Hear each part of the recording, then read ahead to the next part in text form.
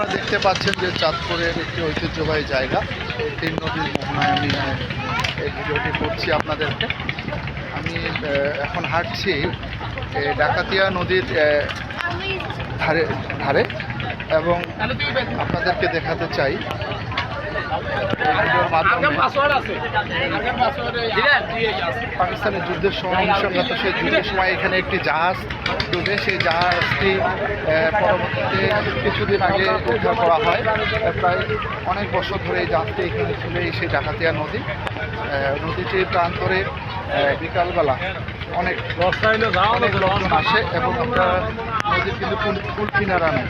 এটা হচ্ছে ডাকাতিয়ার পরে হচ্ছে পদ্মা নদী, যে আমরা পদ্মার ইলিশ খাই, এই পদ্মা, তারপরে মেঘনা, হ্যাঁ পদ্মা মেঘনা এই জায়গাটি আমি আপনাদের দেখাচ্ছি। এবং সেই সঙ্গে আমি দেখাচ্ছি যে এত সুন্দর একটি জায়গা, বিকালবেলা সবাই এখানে ঘুরতে আসে। বিকালবেলা এখানে সবাই ঘুরতে আসে। এই উপকূলীয় অঞ্চলটি খুব ভালো লাগে। এখন সতর্কবার্তা নাই, তাই এই জন্য এখানে লোকজনের অভাব। বিকালবেলা কিন্তু ছেলে মেয়ে পুরুষ মহিলা যত আছে সবার কিন্তু হয়ে যায়। এখানে আরেকটি সুন্দর জায়গা, এই যে রক্তধারা, এই জায়গাটি একটি দর্শনীয়।